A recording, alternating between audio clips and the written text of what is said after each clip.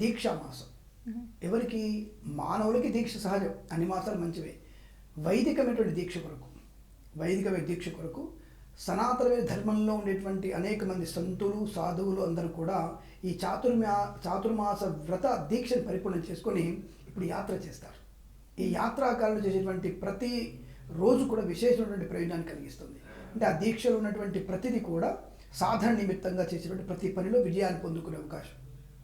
కృత్తికా నక్షత్రం అనేది మనకి ఈ మాసం యొక్క నామం. అంటే బాగా గుర్తుపెట్టుకోండి, ఒక్కొక్క మాసంలో పౌర్ణమి రోజు ఏ నక్షత్రం ఉంటుందో ఆ మాసానికి ఆ పేరు వచ్చేస్తుంది. కార్తీక మాసంలో పౌర్ణమి రోజున కృత్తికా నక్షత్రం ఉంటుంది అటు ఇటుగా. కాబట్టి కృత్తికా నక్షత్రం ఉంది కాబట్టి కార్తీక మాసమే. ఏ నక్షత్రం పౌర్ణమి రోజు ఉంటుందో, మనకి పూర్వాషాఢ నక్షత్రం ఉత్తరాషాఢ నక్షత్రం ఉన్నప్పుడు ఆషాఢ మాసం వస్తుంది. అలాగే మనకి మాఘమాసం వచ్చినప్పుడు మఖ నక్షత్రం ఉంటేనే మాఘమాసం వస్తుంది. అంటే పౌర్ణమి రోజు ఆ నక్షత్రం ఉంటేనే వస్తుంది. అంటే కృత్తికా నక్షత్రం కంటే కార్తీక మాసం. సో అది ఇప్పుడు ఇంకొక విశేషం ఏంటి, వైదిక వాంగ్మయం అంటే వైదికమైనటువంటి దాంట్లో మనం చూసుకుంటే మనకి అందరు జాతకం చూసినప్పుడు అశ్విని భరణి కృత్తిక పాదం మేషం అని చెప్తారు జాతకం చూసినప్పుడు. అదే మనకి ఈ వైదిక క్రియల్లో కృత్తిక నుంచి లెక్కెడతారు. వైదిక కార్యక్రమం అంతా కూడా కృత్తిక నుంచి ప్రారంభం చేయాలి.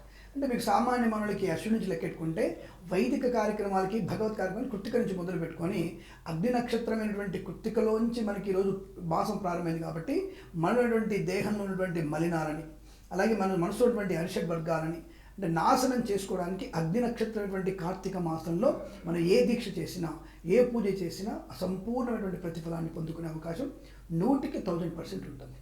100% తప్పకుండా ఉంటుంది, అందులో సందేహమే లేదు. అందుకనే అయాచితంగా కానీ యాచితంగా అంటే తెలిసి కానీ తెలియక కానీ శివుడి మీద కాస్త నీళ్లు పోసినా సరే తెలియకుండా తెలిసిన ఒక బిల్వదలం శివుడిని పెట్టినా సరే అత్యంత పుణ్యప్రాప్తి పొందుకునే అవకాశం బాగా కలుగుతుంది.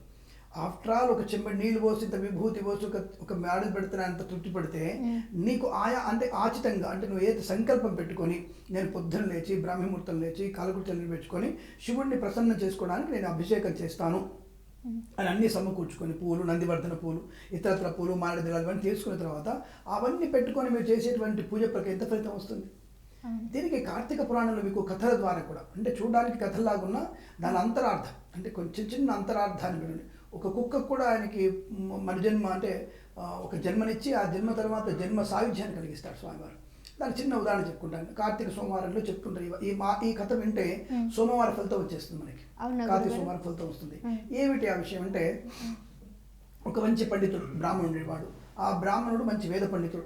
ఆయనకి ఒక మంచి అమ్మాయిని ఇచ్చి పెళ్లి చేస్తారు. ఆ అమ్మాయి పేరు ఒక మంచి పేరు ఉంటుంది అమ్మాయికి. కొంత తర్వాత దానికి తాటికి అని పేరు పెడతారు, రాక్షసి అనేటువంటి పేరు పెడతారు దానికి. తనకి ఈ అమ్మాయి భర్తని గౌరవించక అత్తమ్మని గౌరవించక చాలా అందంగా ఉంటుంది.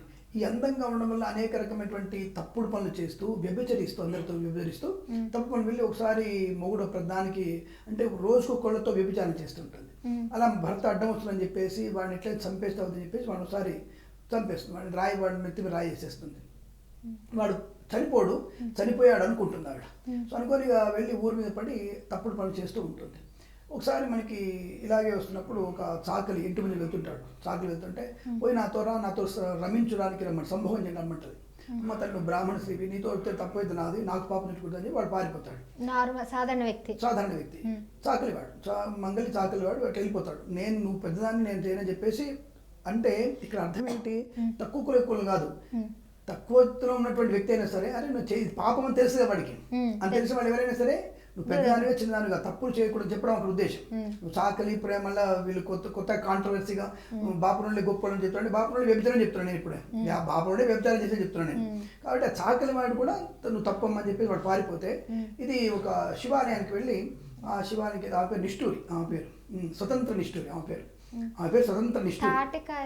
అదే స్వతంత్ర నిష్ఠూరి అసలు పేరు. తర్వాత దానికి పేరు పెడతారు అంటే ఇక తాటికి లాంటి ఒక పేరు పెట్టేస్తారు. సో అలా పేరు పెడతారు, నాకు సరిగ్గా గుర్తు రావట్లేదు. అసలు పెట్టేసి ఆవిడ శివాలయానికి వెళ్తాం. సార్ వెళ్ళి శివాలయం నుండి బ్రాహ్మణ్ణి అడుగుతుంది. వాడు ఫస్ట్ ఒప్పుకోడు, నేను తప్పు చేయను నీతో అని చెప్తాడు. కానీ తన అందచందాలతో తనని ప్రలోభ పెట్టేసి ఆ చీకటి శివాలయంలోనే తప్పు పని చేయడం ప్రారంభించడం ప్లాన్ చేస్తారు. ఇక్కడ వాడంటే చీకటిగా ఉందని చెప్పేసి సార్ దీపం ఉంది అక్కడ, నేను నూనె తీసుకొస్తా, నువ్వు దీపం పెట్టని చెప్పేసి ఆమె చీరకున్నటువంటి దారాన్ని తెంపి దీపం చేస్తుంది. వాడు తెచ్చిన నూనెతో వేసి అమ్మాయి దీపం వెలిగిస్తుంది. మళ్ళీ ఈ మొగుడు చనిపోయాడు అనుకుంటే వాడు లేచి ఏదో ఒకటి బతికి వస్తుంటాడు. వాళ్ళ మొగుడు. మొగుడు చనిపోయాలని చెప్పేసి ఒక కత్తి తీసుకొచ్చేసి ఆ శివాలయంలో ఆ విటుడిని వాడిద్దరిని కూడా చంపేస్తాడు. చంపి వీడు కోసుకొని చచ్చిపోతాడు. ముగ్గురు చనిపోతారు. ఇప్పుడు మీరేమనుకుంటారు, వాళ్ళు ఎక్కడికి వెళ్తారు అంటే వాళ్ళు పుణ్యలోకానికి వెళ్తారనుకుంటారా, రమలోకానికి వెళ్తారా? ఆ ఇద్దరు అంటే దీపం వెలిగించి కదా మేము బహుశా పుణ్యలోకంకి వెళ్తుందని అనుకుంటున్నాను. మీరు బాగానే కిట్టు కట్టుకున్నారు. అక్కడ దీపం పెట్టినంత మాత్రాన్ని వాళ్ళిద్దరు పుణ్యలోకానికి మంచివాడినటువంటి వేద పండినటువంటి బ్రాహ్మణుడు నరకానికి వెళ్తుంటాడు. అదేమిటి ఇలా వెళ్తున్నా అని చెప్పేసి ఆయన అడుగుతాడు నరకాసురుడు వెళ్ళి, ఏమిటి ఇట్లా చేస్తావు నువ్వు, ఇదేనా పద్ధతి, ఇంతటి తాటకి పనులు చేసినటువంటి వీళ్ళకి తప్పుడు పని వీళ్ళని విష్ణులోకాన్ని పంపిస్తాను ఎట్లా తీసుకొస్తారంటే అక్కడ ఏమో చెప్తున్నారు, ఓ ఆయన పేరు విష్ణుదత్త, నువ్వు ఇక్కడ వీళ్ళు ఏం చేశారు కాదు, చనిపోతున్న సమయంలో శివాలయంలో వాళ్ళు అంతకు ముందు రమించారా, భోగం చేశారా, తప్పు చేసిన తర్వాత విషయం, శివాలయంలో దీపారాధన వెలిగించగానే వాళ్ళకి గత జన్మటువంటి పాపం ఈ పాపం అంతా నాశనం అయిపోయింది. అది అయాసం చేశారు, అంటే కావాలని చేయలేదు వాడు, ఏదో మనకి వాళ్ళ సుఖం కొరకు వాళ్ళకి మెలకు అది దీపం కలవని చెప్పేసి సుఖం కొరకు వాళ్ళు చేసిన పని. కానీ పెట్టిన మనుషులను వచ్చి చంపేశావు, అంటే పెట్టిన తర్వాత వాళ్ళు పాపం చేయలేదు ఇక. ఆ పెట్టడం వల్లనే వాళ్ళకి పుణ్యగతులు వచ్చేసి ఆ ఒక్క క్షణం దీపం చేయడం పెట్టడం వల్ల శివాలయంలో పుణ్యలోకం వచ్చేసింది, వాళ్ళకి ముక్తి కలిగింది, మోక్షం వచ్చేసింది. ఇప్పుడు మళ్ళీ అంటే ఇప్పుడు భార్య పశ్చాత్తాపడుతుంది, చిచ్చి నేను ఇంత తప్పు చేస్తే నా భర్త నరకాలని చెప్పేసి పశ్చాత్తాపడి నా దాంట్లో నుంచి పుణ్యబలం నుంచి కొంత నా భర్తకి ఇస్తానంటే పత్తి నూనె మీ ఇద్దరికి బిట్టుడికి వచ్చేసింది కాబట్టి ప్రమిద ఏదైతే ఉందో ఆ ప్రమిద యొక్క దాన్ని అతనికి అర్పణ చేయండి ఆయన పుణ్యలోకం చెప్పేసి ఆ ప్రమిద యొక్క అతనికి అర్పణ చేస్తున్న పుణ్యబలాన్ని అర్పణ చేస్తే ఆ పుణ్యలోకానికి వెళ్తాడు. తర్వాత 10 ఏళ్ళు ఈ యొక్క ఆడపిల్ల 10 ఏళ్ళు గాడిదిగా 10 జన్మలు పందిగా 10 జన్మలు కుక్కగా పుట్టి మళ్ళొక్క అవతారంలో కుక్కగా పుట్టిన ఒక అవతారంలో కుక్కగా పుట్టింది, నిష్ఠూరి స్వతంత్ర నిష్ఠూరి. తర్వాత కొంతకాలం తర్వాత ఆ కుక్క ఇక పరిగెట్టు అది కార్తీక మాసం అవుతుంది, సోమవారం అయింది, నాకు తిండి లేదు, అందరు తరుగుతున్నారు అటు ఇటు. ఆ తిరిగి వచ్చేసి శివాలయంలోకి వచ్చేస్తారు, మూడో కూర్చుంటుంది అది, అందరు బిల్వాలు వేస్తారు కదా, బిల్వాలు వేస్తే కుక్క మీద కొన్ని పడతాయి, కుక్కలు ఏమో ఇట్లా అనుకో చెవుపగానే దానికి తగిలి ఒక బిల్వం వచ్చి శివుడి మీద పడుతుంది. వెంటనే కుక్కకి రాత్రులతో ఉపవాసం ఉంది, పొద్దున్న లేచి బయటకు వెళ్ళి తిని వచ్చేసింది. ఆ తర్వాత చనిపోతుంది కొంతకాలానికి, దానికి మోక్షం వచ్చేసింది. అంటే జన్మ మోక్షం. అప్పుడు పుట్టినటువంటి స్వతంత్ర నిష్ఠూరి పుణ్యబలం వచ్చినా విష్ణువు తీసుకెళ్ళినా మళ్ళీ 10 జన్మలు పుట్టింది. 10 జన్మలు పొందుకొని కుక్కగా పందిగా పుట్టి ఈ జన్మలో తను మోక్షాన్ని పొందుకుంది. అంటే ఏమిటి, ఏ అవతారాలైనా సరే ఏ జన్మలైనా సరే తెలిసి కానీ తెలియక కానీ శివనామస్మరణ కార్తీక మాసం చేసిన వాడికి, కార్తీక మాసంలో విష్ణు దేవాలయంలో దీపం వెలిగించిన వాడికి, శివాలయం దీపం పెట్టిన వాడికి సమస్తమైన శుభయోగాలు పొందుకుంటారని చెప్పారు.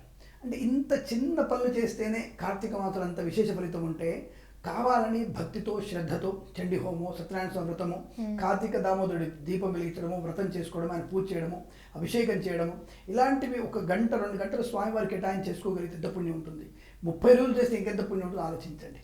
ఈ జన్మాంతం చేస్తే ఎలా ఉంటుందో ఆలోచించండి. అంటే ఇప్పుడు మన కోసమే కాదు, మన పెద్దవాళ్ళ కోసం, మన పిల్లల కోసం కూడా